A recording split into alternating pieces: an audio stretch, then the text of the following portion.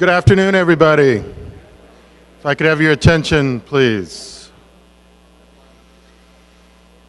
First of all, my name's Tim Kelly, and I'll be the moderator for this panel. And I just kind of want to give everybody a little bit of background. First of all, I want to thank our sponsors and the board of directors of IVDC that have allowed us to put this event on, and we've seen it grow and really improve over the years. But you really got to hand it to the staff of IVDC. They've done such a great job. If you give them a round of applause. They did such a good job this year, I decided to leave to San Diego for a couple days to get out of their hair, make sure that I wasn't in their way. But if you do see them, make sure you shake their hand and tell them what a great job they did.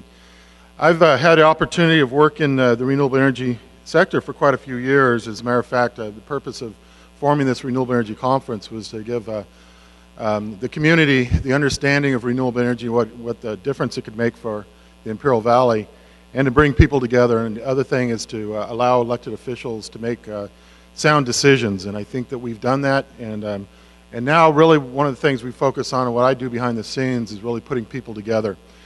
People that have questions about who they should meet and new technologies that are coming in. So if you don't know it, we've got meeting rooms here that there's meetings going on regularly with people that are signing contracts and doing deals. And that's what this event has become, and I think you're going to hear a lot more about that and maybe some press releases that will come out. But even before a lot of you got here yesterday, then there were already letters of intent, letters of interest, and others being signed. And by the time we had the reception, we already knew that we were off to a good start.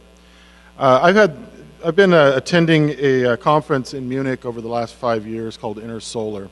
And I've been a speaker at that event representing Team California, a statewide organization which I'm the chairman of. And so it's great because they send me over there to represent California. Of course, what do you think I talk about? It's the Imperial Valley. So that's worked out pretty well for me. But what's interesting about that is that over the last few years, as I've spoken on panels, I remember the first year I talked about what the global trends were in the solar industry, because we're starting to see a tipping point where solar was slowing down in Europe and it was picking up in other areas such as the United States, China, and India. The next year I talked about the California market with the RPS and how that's really going to change the industry.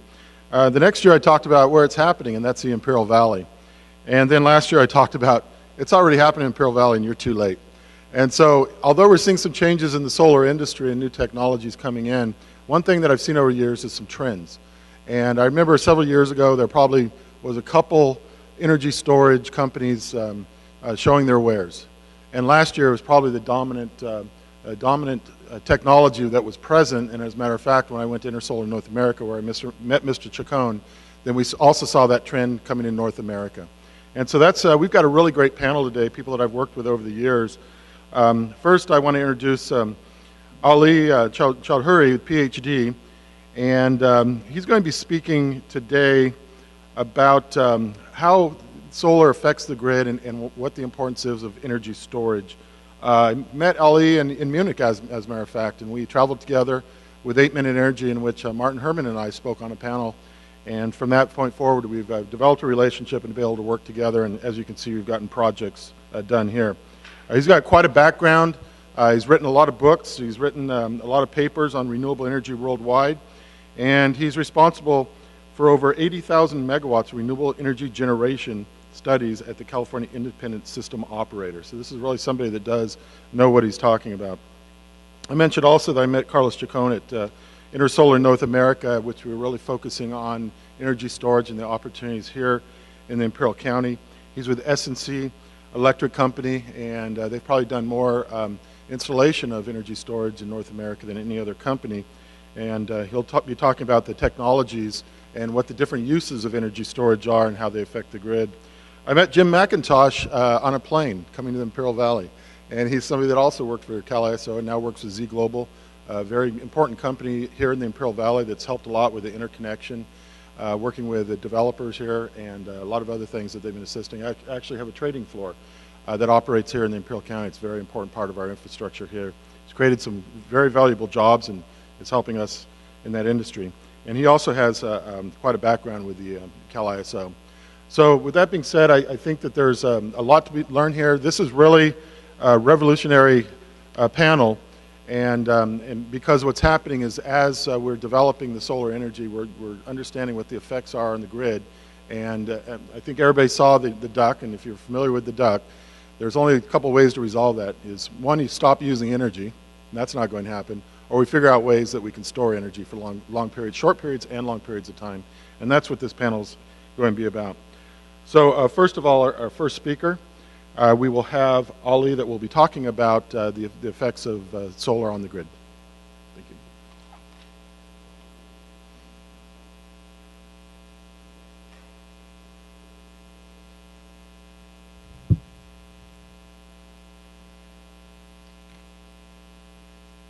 I cannot see him. Thanks, team. Ladies and gentlemen, the title of my topic, though I cannot see it, I think it is solar storage and solar energy when combined, what kind of grid impacts or reliability they can improve.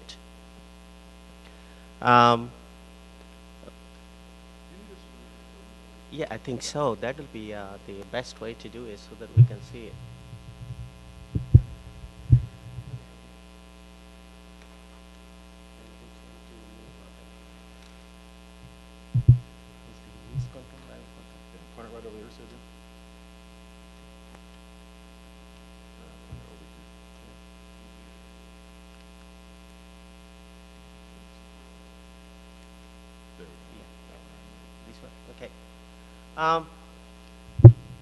I will not take much time here. I will go quickly over the outline of my presentation. Briefly, I will introduce our company, 8-Minute Energy Renewables, and how involved we are in IID from the very beginning. And there are lots of talks about the renewable integration and problems with running the grid, and everybody knows about it. California ISOs and others publishes lots of reports saying that it is, there are lots of problems. We cannot operate, we cannot do this, and we cannot do that, and everybody knows the problems, but they don't see the virtue of renewable energy. So I will briefly touch on that, and I will also admit that there are some issues, but they are not like Mount Everest type of thing. Even people can conquer the Mount Everest, so I will talk about that. And as in my friend Carlos will talk about the different types of storage. I'll just briefly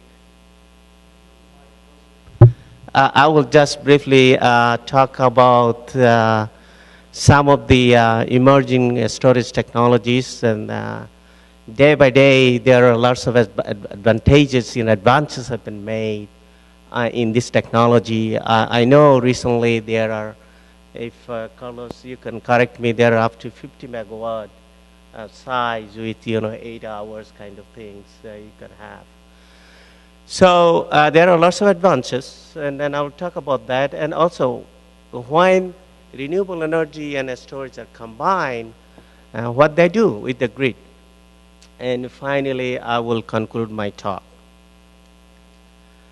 I briefly go over the 8-Minute Energy. 8-Minute Energy is located in Folsom, California.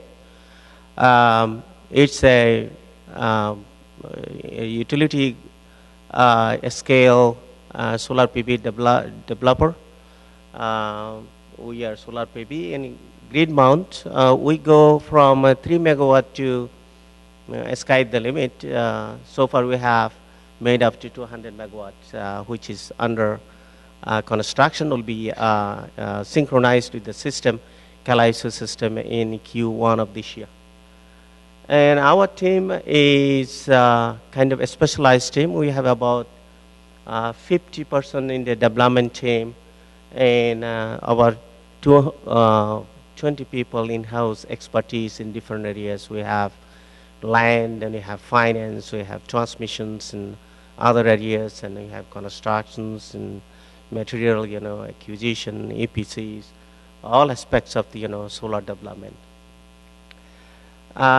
Currently, we have our 2,000 megawatt of development in California, in IID, in Imperial Zone, and in the Central Valley, in also in elevation area.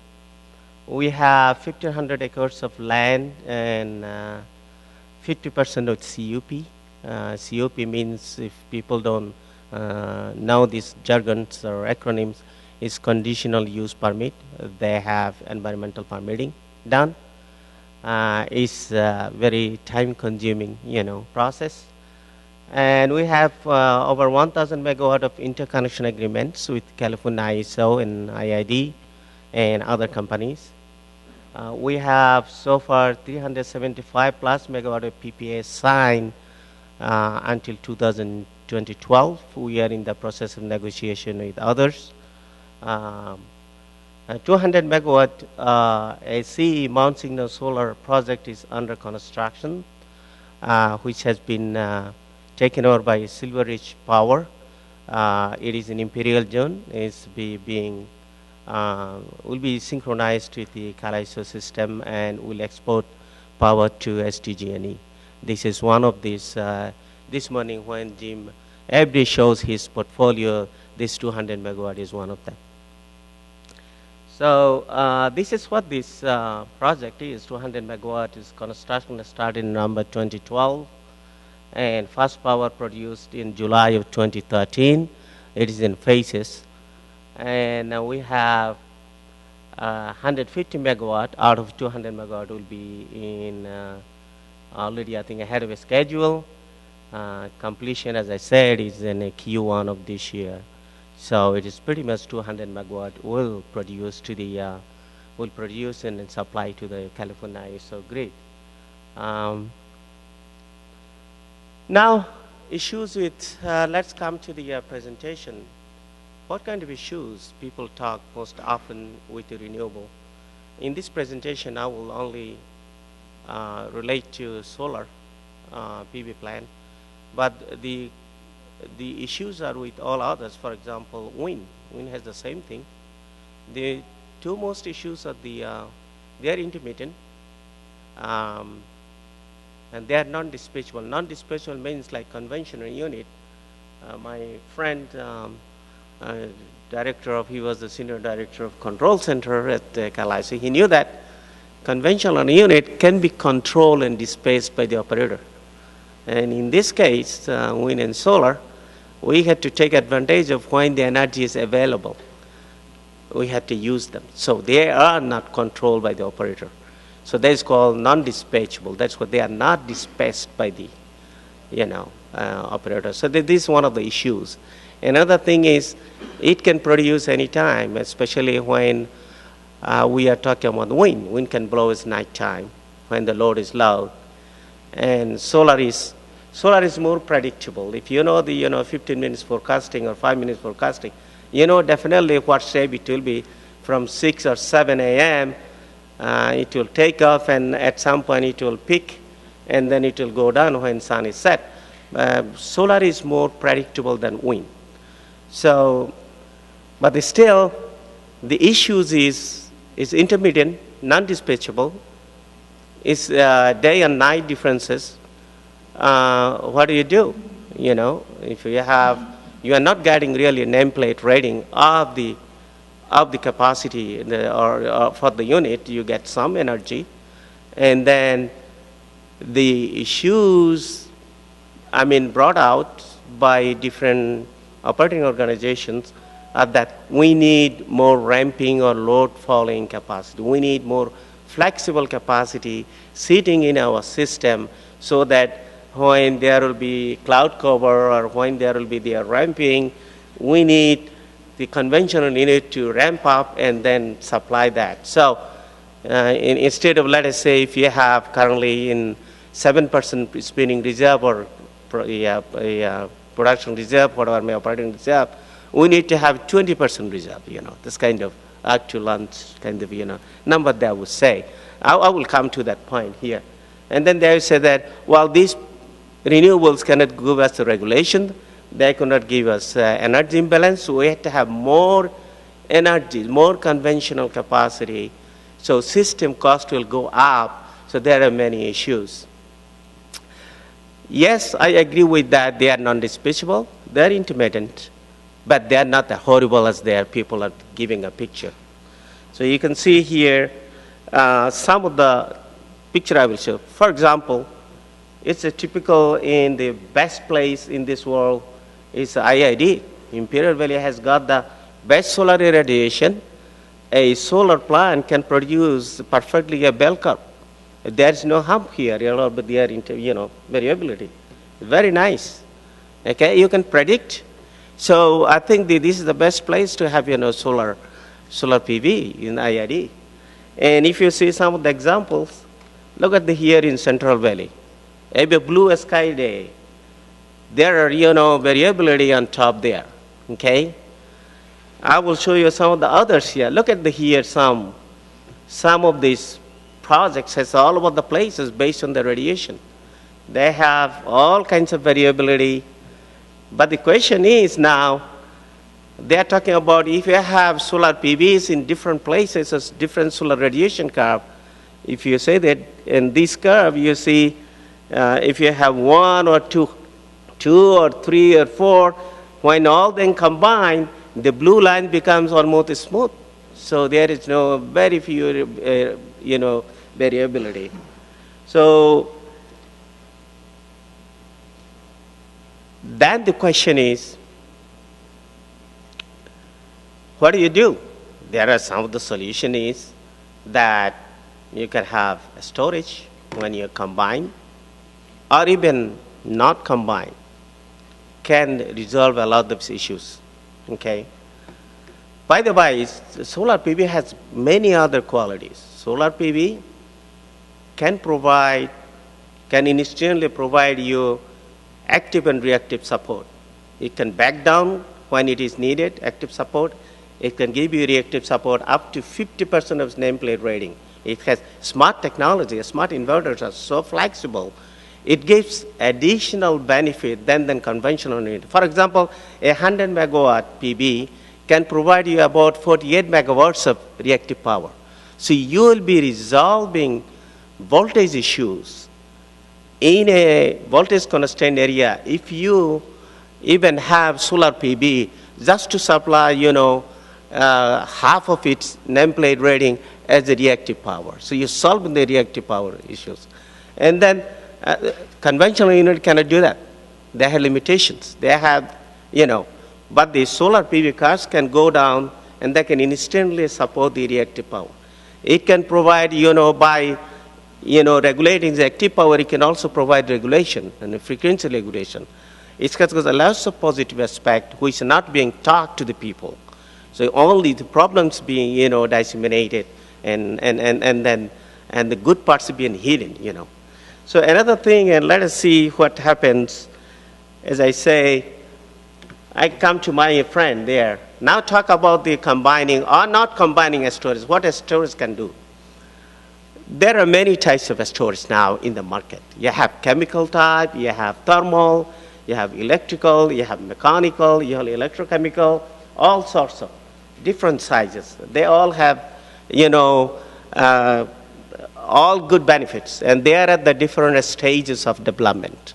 And Carlos will talk about that, so I'll not go into that. I'm trying my presentation to a storage, the different types of storage, to the renewable, and combination of that and what impact does have. I think everybody knows. This morning, John Weisgall of Mid-American Energy showed the dark chart, famous dark chart. The pregnant dark chart was like this, okay? It's kind of scaring people that, it's this much of, generation extra seeding in your system because your net load is so much. There's a hump in the beginning and hump in the afternoon around 5, 6, 7, and then go down rapidly, and then the net load after all these things is not good. So CalISO came up with the solution that we need 8,000 from 4 to 6 extra flexible gas turbines to meet that. Another 7,000 going down in the morning, 13,500 megawatt of extra conventional unit, fast ramping, like gas turbines, and going down the same. So it is scary. Your system will be what? Yeah, now we have normally the reserve margin is 50%, though you are talking about 75%, okay, reserve margin, if you want to have. System will be very, very expensive. Ratepayers will pay like anything. What that DAXA didn't consider is, there are lots of solutions available together with, okay? I only include here one from Clean Cool Energy. Look at the storage, what it does. That red line, it smooths up. If there is no hum like this, no hum like this, needing a lot of, fast ramping generation. If you add there your energy efficiency, your demand response, that humps, camel humps will go away. It will be smooth.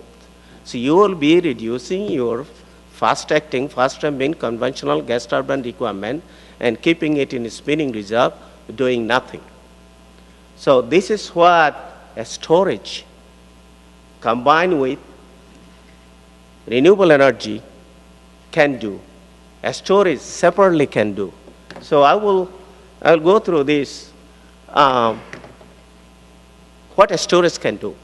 If you combine or not combine, a storage can run as a non-generation, non-oil solution to system problem. I can tell you, look at here what it could do. It can smooth, I have shown, smooth the power production from solar. It can give you the,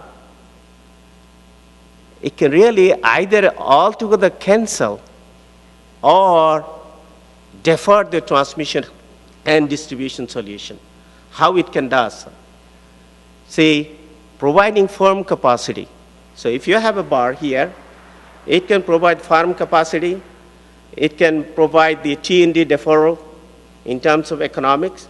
If I can remove a transmission and distribution line, because those contingencies and there's a congestion, the planners normally identify for a peak load, which happens 1 in 10 years. They have, this is 1 in 10 years peak load. Let us say extremely, very short period, very unlikely contingency, they plan the system. A storage can, I'll be very soon finishing. A storage can solve that problem because it can provide energy and then eliminate this congestion. So your T&D is gone. Your operating reserve can provide regulation. It can provide a spinning reserve. It can provide a ramping load following capability and black start. When there is a blackout, a storage can start right away. It can also provide the black start capability. So, so this is what my presentation is. I think it's a big issue.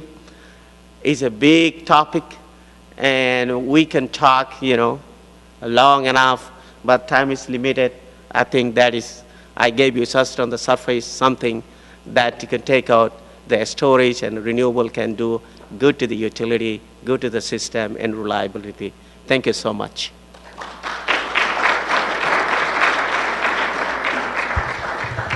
Thank you, Ali. Just let everybody know that the video and the PowerPoint presentations will be on our website after this. So that way, Carlos, Jim, and I will be able to see these PowerPoints for ourselves. Really quickly, because we're going to have questions later on and we need to get through the panelists. The next speaker is Carlos Chacon, the Application Director for Renewable Energy and Energy Storage with S&C Electric Company. Thanks, Tim. And I wanted to thank the IVEDC as well as the IID for having us here speak, and for all of you for taking some time with us. I wanted to lead off with kind of the pretty pictures here, but one of the main themes that I want to leave with the group is that this topic of energy storage is not, it's moved from the experimental phase to something which has been installed in many cases, multi-megawatt hour type installations across the country. And for S&C, we have installations dating back to 2006. So I mean, we're starting to push a decade in the U.S. of grid-connected battery energy storage projects. This one happens to be on SoCal Edison's system in Catalina Island. It's going to be a 6 megawatt system, and I think we kicked it off maybe a year and a half ago. It's been in operation on an island, islanded grid, right? Just one brief slide of S&C Electric. We're an employee-owned company, so I'm an employee-owner of S&C Electric. We've been around for more than 100 years, and primarily we're a manufacturer of high-voltage electrical equipment to the utilities. So we've been in IID in California and all the other major utility markets in the United States and also globally for about a century now. The other reason I wanted to thank the IID for having me is you see the pretty picture of Chicago. It doesn't look like that right now. It's all white and it's very cold, and this is beautiful to be out here, so I'm very, very happy. We also have manufacturing in California. We have a facility in Alameda where we make some of our control equipment. As mentioned before, the main thing that I wanted to focus on is there's a bunch of different uses or ways that energy storage can be applied, and as I go through the presentation, I'll talk a little bit more in depth of the different ones. But with renewables, we hear about time shifting. So if you generate some amount of power in the meat of the day, or more so for wind, when you're generating a lot of the power at night, can you store it and then use it, dispatch it at a period of time where it's more valuable? Firming, from next day market, you want to firm a certain portion of your renewable plant's output. Yeah, but it could be variable. What if there's clouds? What if the wind doesn't blow? You can use some amount of battery energy to firm that to ensure that you can deliver however many megawatts or megawatt hours you've agreed to provide. And then on the ancillary services, frequency regulation, and I don't know if you all have heard a lot about this, but the PJM interconnection has a number of these kind of 20 megawatt 15 to 30 minute of battery energy storage, where they use the battery energy storage to regulate the frequency of the larger grid. Spinning reserves, I think that could be of great value even here, in particular in the valley, where you have to have peaker plants or other things to ensure that the grid is stable. That could possibly be done with the batteries with no emissions, no fuel costs. And then moving down to the utility side, I'll hit microgrid. Actually, and that's been on the military side, something that's been pushed very strongly. Can you have a isolated grid with no connection to a larger utility network in the event of, say, an outage, where you have solar or other renewables or generators, diesel generators, for example, providing some of the power, and battery energy storage providing the frequency signals so that the other inverters can work, and have it be isolated. Now, the military's objective is to reduce, as they call it, their carbon boot print. So the beautiful thing about it is they're spending a lot of money to try to develop it, and hopefully there'll be applications outside of the military as this moves forward. Islanding is another great example, and we had a 6 megawatt hour installation that we completed late last year for BC Hydro. And actually kind of a funny news story came out of it. Just within a few days of the project being completed, they experienced a 7 or 8 hour outage, but no one realized there was an outage for the first 4 hours because the lights didn't go out. They had a transmission outage for the line that fed a small city. The system isolated from the grid, initiated the battery, ran the entire city off of the battery. No one knew that there was a problem until a SCADA operator saw that a breaker had tripped open.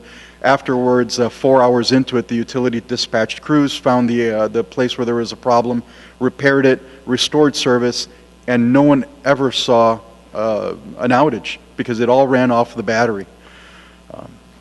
I'll keep moving on here. I was telling Jim that I was going to take the remaining 30 minutes of the talk here, and then he was just going to have to take your questions out in the hall, but I'll be nice to him. There was some chat about the smoothing for renewable, and so one of the questions that we've got to figure out with the different battery applications is, what's the value? So what's it worth to your utility to smooth the output of a renewable plant? And even though it looks like a bunch of squiggly lines, I'll give you the really short version.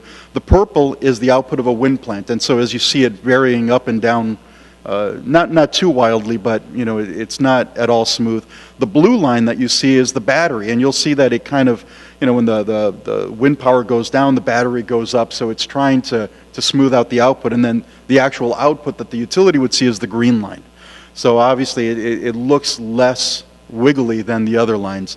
The other thing I wanted to point out, and this is where how you use the batteries actually it becomes one of the important things. You'll see the yellow line is the state of charge of the batteries, and so the actual state of charge of these batteries ranges from 60% to 80%.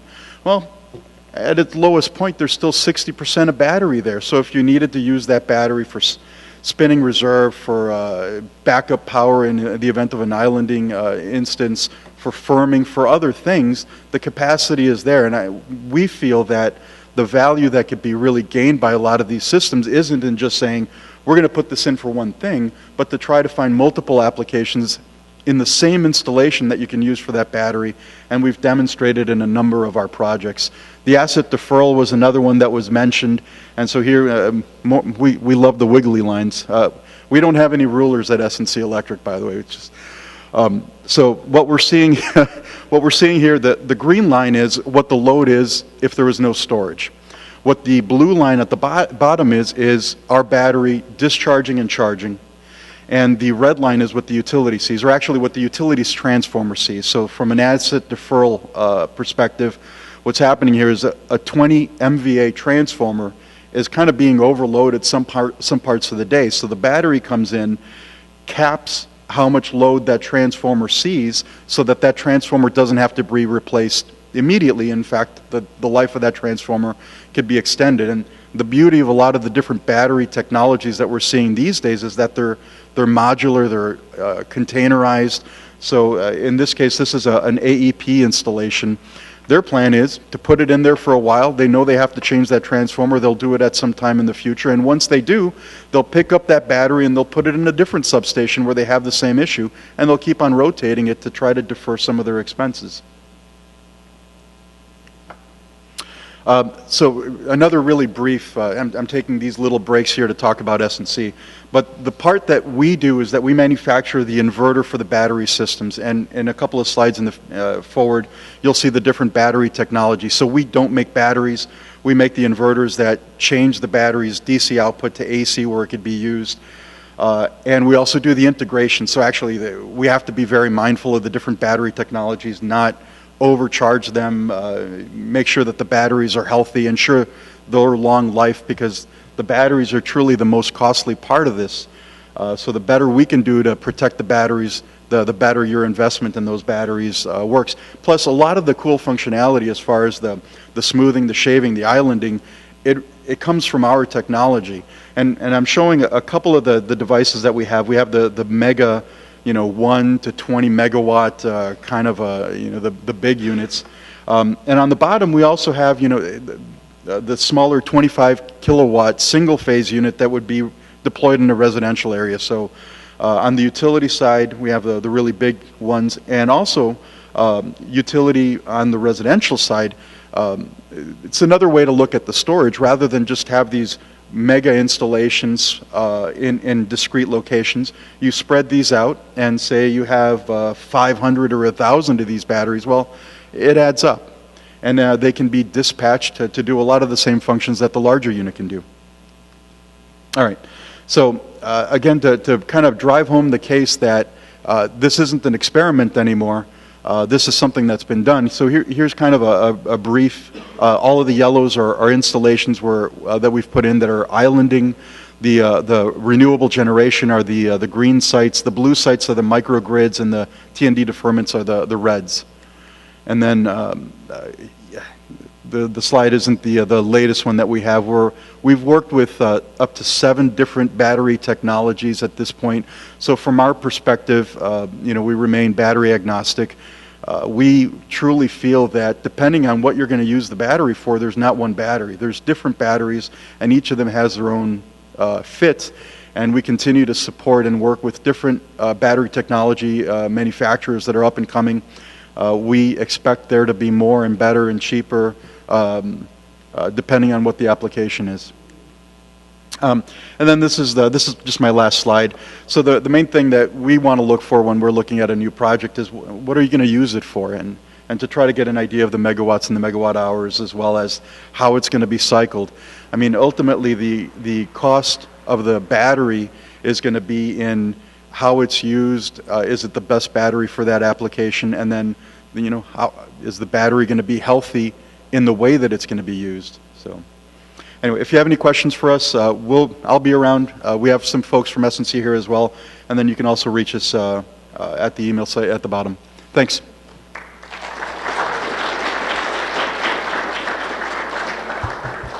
Carlos, thanks a lot. I know we're going to have a lot of questions afterwards. So our next speaker is Jim McIntosh, Senior Vice President, Operations, Z Global Incorporated. Sure, if you want to sit there, it's up to you. Okay. that always works out pretty well, Jim. Thank you, Tim. Sure. Well, good afternoon. When you get a panel discussion, what you don't want to do is be after lunch or before the bar. And I find myself in that position again. Having said that, and I've been on panels with folks before, usually the one after lunch is where I'm looking at the audience as my speakers before me, and as they glaze away, I'm realizing I've got to catch these guys really fast. So what I do is make you interact with my conversation here a little bit. How many folks out here have taken a physics class in their life? Because I'm going to get into some tech. Good. That's a very good sign, because I'm going to get into some technical stuff around 60 hertz where it's going to demonstrate the real value of renewable resources and how they can work, certainly here at IID and throughout the nation relative to grid reliability. My background, and you can read about it in the bio in the back here, I'm an operational expert. I've worked for NERC and the WECC. I ran the ISO grid for 12 years as the Director of Grid Operations.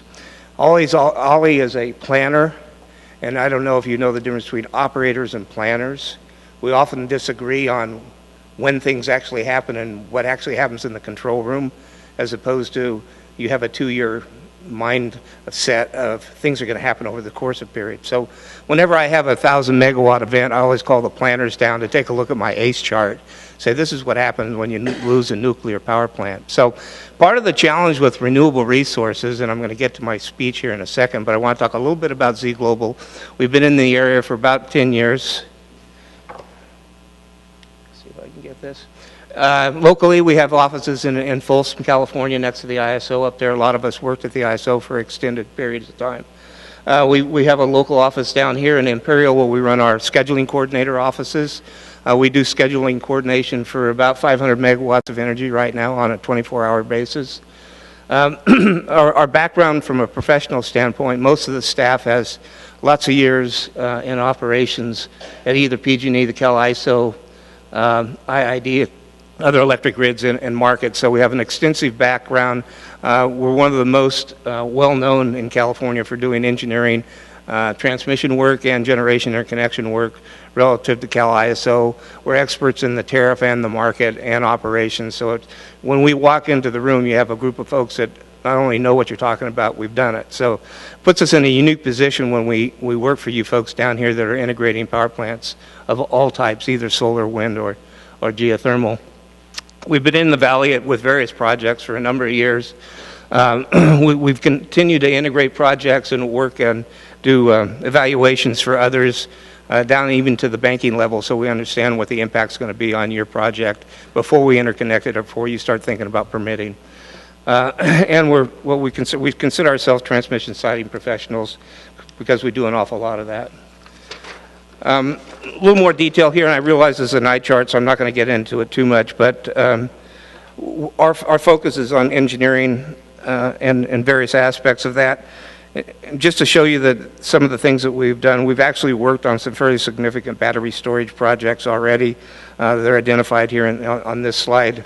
I think of note is there's if you haven't heard about it, I actually took some folks from my ID up to the largest battery facility in North America in Fairbanks, Alaska, called Golden Valley Electric.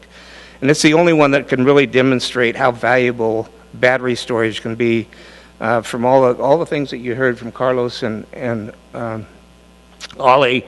Well, the thing that gets, as an operator, what I like best about it is it's instantaneous. It's like an RPS or a RAS scheme on the system. It operates in milliseconds. So if I say N-1 or G-1, does everybody know what I'm talking about? Some of you do. Well, anyway, if you lose a generator or a transmission line, your operators have to do something immediately to compensate for the fact that you just lost generation or transmission. What batteries do and why they're so important for grid reliability is they instantaneously can provide energy, they can provide reactive support, they can operate on frequency and respond immediately. You can hook up and I was happy to hear what Carlos was saying. The most important thing that he does, also is the most important thing for grid reliability, is the inverter control system is what makes the battery really do all the things that keeps grid reliability, and is going to be very important to all of our future here in California as we develop more battery storage in the state. And that's that instantaneous reaction that it does. It's interesting to be on the later part of a session of panels because you never know what the first guys are going to show. And oftentimes I look up and I see some of my slides. Well, right in the opening presentation, the duck slide comes out. You know, I started the duck. It was a lizard when I started it, and now it's a duck, and it keeps growing. It's going to continue to grow. California, and you've seen this in various presentations already, we've got another 3,000 megawatts renewable coming this year, another 4,000 coming next year. That's another 7,000. If you go to ISO.com and look at today's outlook, any given day, you'll see what wind and solar are doing. Right now, the farms, the big ones like are down here in IV, are about 4,000 megawatts. They just set a new record. I saw them announce it last week of 4,000 megawatts of solar generation.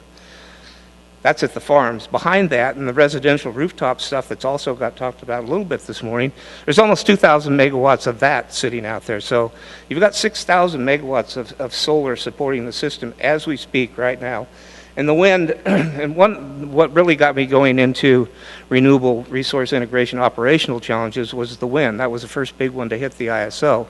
And when I had my first 1,000 megawatt ramp within an hour that was not forecasted, I took that up to Mr. Burbridge and said, hey, we got an issue here. It's called ramping. I couldn't catch this sucker, and I'm a 1,000 megawatt ace. Well, when you have a 1,000 megawatt ace, the frequency drops, and the WCC and everybody in the West can tell that I'm not keeping up with the schedule. So I said, you know, we've got to start making some, and that's when we started the discussions on flexible capacity and flexible ramping. And as Ollie alluded to, we've got a bunch of it that we need, and you just have to look at any given ramp, any given day, and you'll see kind of, this is the disturbance stuff. I'm not going to spend time because we've been there, but I just snapshot the first 4 days of February to give you an idea of what renewables do on a daily basis. And kind of the takeaway I want you to take from this set of slides is, what we're very good at doing is forecasting the load. We can get about a 2% load accuracy on forecasting load. What we're not very good at forecasting, especially within the hour, is what the renewables are going to do. If you have a good day on solar, you can see that's fairly predictable. And unless you have a big monsoon cloud come over, that's fairly predictable, and you can do that day after day after day. Where the challenge is with the wind. And I did a bunch of statistics on this at the ISO because I could use it to make some points I need to make. 70% of the wind in California blows at night or on the weekends. Well, what I found out during the energy crisis, when I turned the lights out, people didn't like it.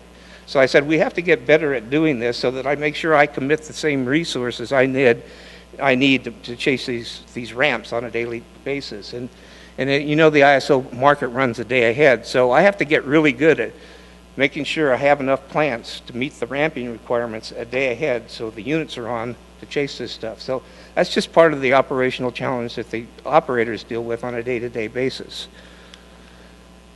Talked about this. This is the increase in renewables. You can see these are giant numbers. They're going to continue. They actually slow down to about a 1,500 megawatt growth rate after that. And as you've heard today, the RPS goals are pretty, from a PPA standpoint, are pretty much addressed. So the big challenge, and where we're going to see some of the operational challenges, can be in the next couple of years here.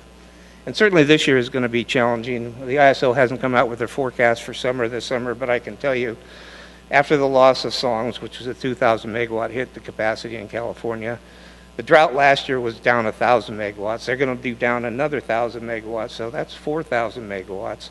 It's a good thing the load isn't going straight up and we've had fairly mild summers, because I can tell you if we have a 5-day heat storm in Southern California, things are going to get tight. There's just not enough generation. So you can remember where you heard it first, and you'll see it in print here shortly. But I always wait until the ISO comes out, and I don't work there any longer, so they can't muzzle me. So I can make my comments. But anyway, it could be challenging in Southern California this summer. So here's another example of the variability. You can see what wind is in the blue, and that's a fairly predictable style. What you see there, the wind comes down, it's highest at night, and that's really not that high. The other morning I walked in, there was almost 4,000 megawatts of wind, and by 9 o'clock there was almost 4,000 megawatts of solar. So you can see the variability there and why we keep talking about you have to have flexible capacity, because it has to go up and it has to go down. And in almost all cases, it's going down when you need it for peaking in the summer, because the summer peak is usually 5 or 6 o'clock in the evening. So not unsurmountable challenges, but lots of them out there, and we've got to make sure that we have enough capacity to deal with all this stuff. When I talked about events, here's a very good example of if we operate, the system speed is 60 hertz. I think you guys are mostly aware of that. When something large drops off, and on the top chart there where you see it go straight down, that's a 1,000 megawatt drop. That's a nuclear power plant going off. That's what happens to the system. So the operator's job at that point, each balancing authority, this happens to be the ISO, has to respond with 1,000 megawatts of generation instantly, and they have 15 minutes to do that. So you can see what happens. You can see the little blip at the bottom. It starts to come up. That's called droop or generator change. So when the frequency goes down, all the spinning inertia we have out on the system jumps up just a little bit to compensate for that. And the rest of it is manual. The operator has to put plants in high gear, put the pedal to the metal, and chase that till he gets back up to 60 cycles, and he's got 15 minutes to do that.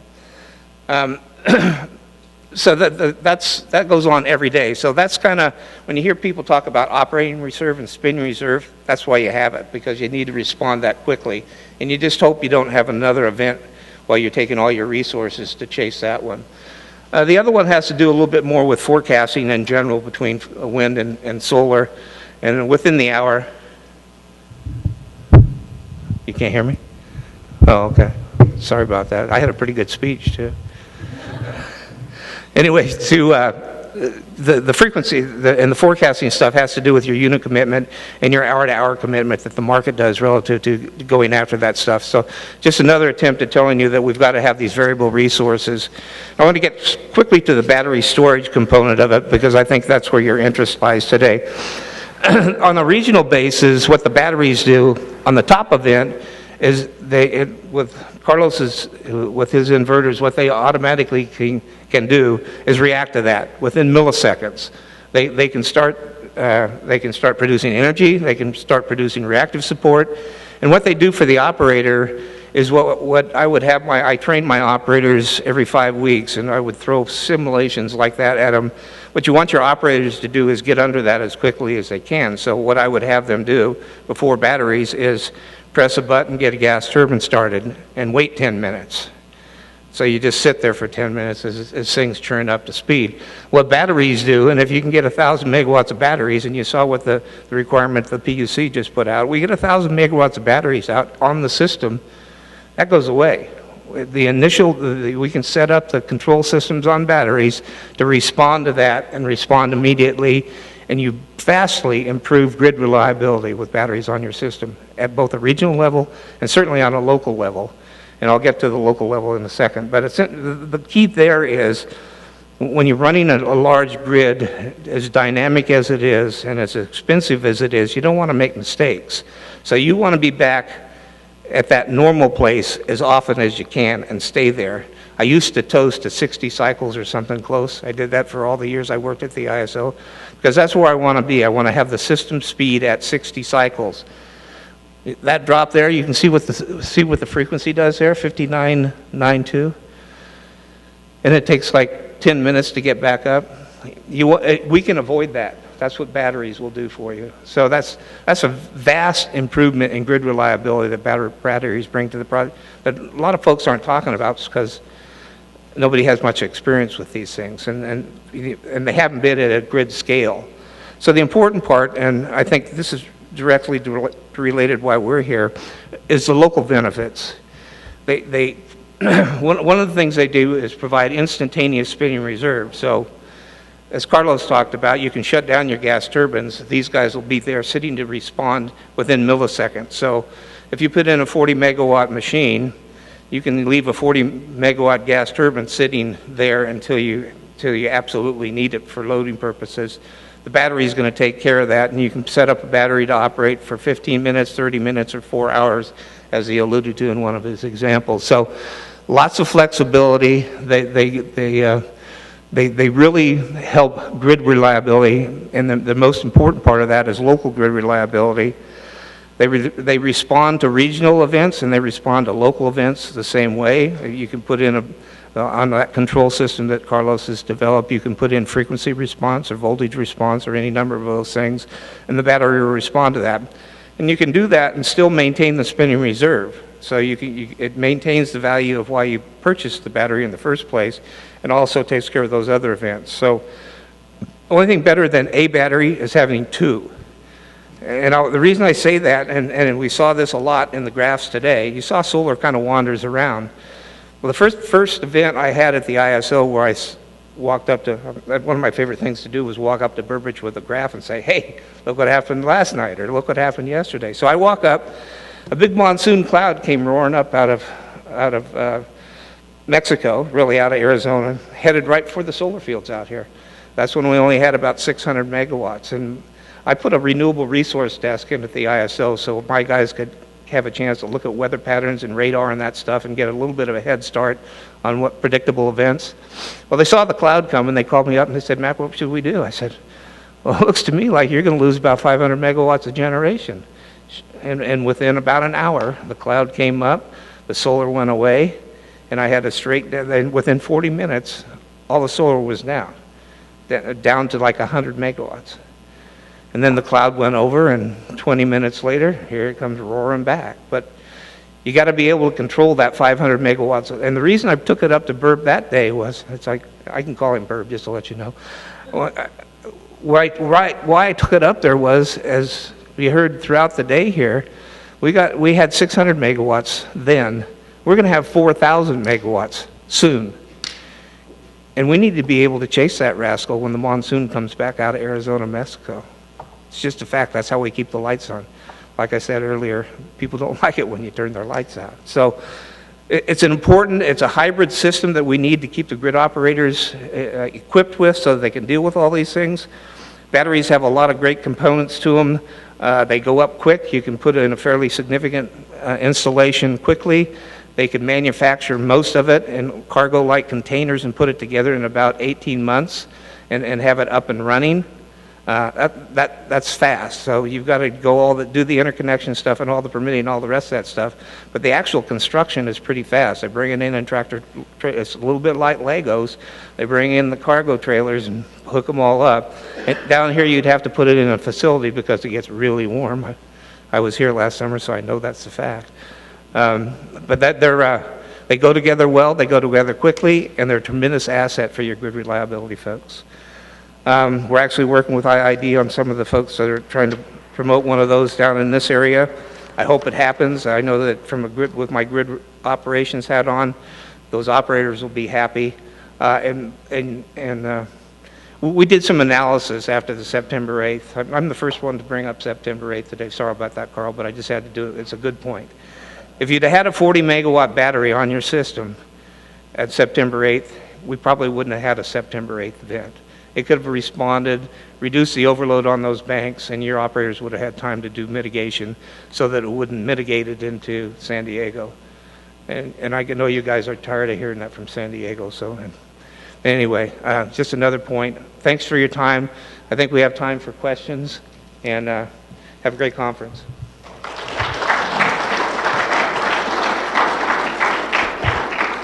Jim, thanks a lot. The key to a good panel is really having speakers that are complementary, and I think we just picked the ideal speakers of those that are in planning and operations and actually the construction of these projects. So I want to thank you very much. I think you did an excellent job.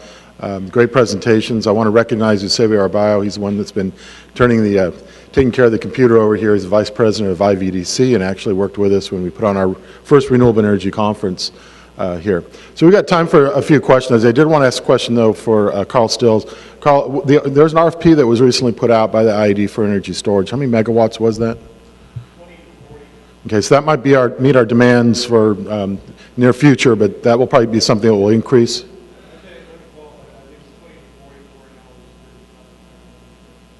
So 20, 40 megawatts for a 4-hour period of time. Okay, and then we have Gil over here that's asked a question. It probably has to do with something about how much does this stuff cost. And so that's one of the things I learned, when I was in Munich last year. The parity for energy storage is about 35 cents, and maybe that's changed. That's quite a bit more than what we pay today, but there's no solution to being without power. So that's what the importance is. And as Carlos had mentioned, that the smoothing of the grid is something that's very important also. But Gil, do you want to ask a question?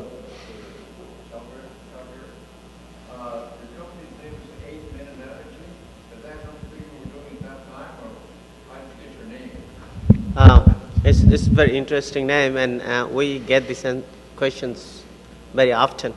You know that all the solar companies has got something to do with solar, Okay, any solar company has got something solar, fast solar, bright source, sea solar. Solar is kind of word. So we thought that we should be non-conventional. We should be put something still solar, but not saying the solar. So we put our mathematics and brain together and then found out that the speed of the light from sun to earth, it takes 8 minutes to come, travel, and produce energy on PV. Thank you, Ali. I think if everybody heard that, the distance between the sun and the earth, it takes light to travel 8 minutes. So that's 8-minute energy.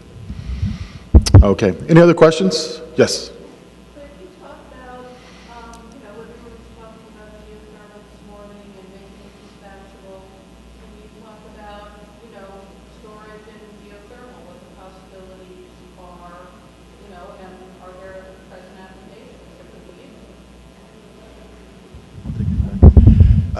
used? I don't think we've put together any projects at this point with geothermal and storage. In fact, I'm not. My background is from I hate to say it in this group. I used to work at a nuclear plant for Wisconsin Electric, and then also a bunch of the coal plants as a mechanical engineer for them. So, not a lot of experience in geothermal, but the real value of the storage with renewables is, again, the firming of that output, the shifting to try to, meet the ends of the duct curve. On the geothermal, I don't know if it's like pumped hydro. That's basic. Geothermal is baseload, and they want to make it dispatchable. Mm-hmm. That's what I thought, part of the issue is right now, geothermal. They want to make it more flexible. Yeah. Perhaps someone from the audience from that. Yeah, let me take a shot at this because I've worked with geothermal for most of my career, and it is somewhat dispatchable. And in the sense of where the confusion always arises is people talk about AGC, which is moving the plants up and down at a fairly rapid clip. Where I would see geothermal as dispatchable is we could cycle it on a day-to-day basis, up in the morning and down at night when we don't need it, or when we get into overgeneration periods. In talking with the geothermal guys, they say they can do it, and there's actually new technology out there that may be able to do it now. So I think, is it technically feasible? Absolutely. And let me tell you why it's a good reason that we focus on the dispatchability thing. When I first got to the ISO, my largest operating expense was $200 to $250 million a year on what I call load frequency control or load following. And that's just chasing the load because you can forecast it, but you've got 33 million people out there. Quite frankly, you don't have a clue what they're doing every day.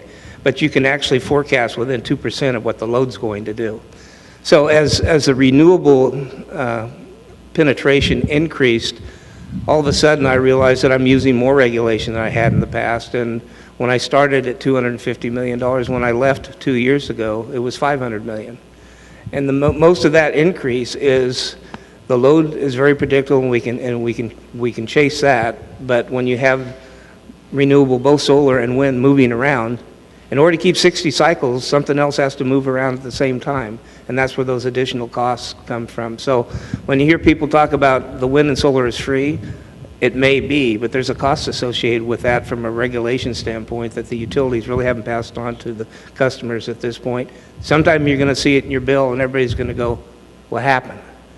But anyway, that's the way, and you can see that's going to rise as the penetration levels go up here. So is geothermal dispatchable? I think it is, absolutely. Will it work, and can we figure out a technology to make it work in real time? Absolutely. But nothing's going to be cheap. I'll just put it in that context. Okay, we have time for one more question. If there are no further questions, then if you're happy with my moderating abilities, I will be next door moderating the workforce panel next. But it's time for a break. The panelists will stay here if you have some questions for them, and I want to give them a round of applause and thank you for being here.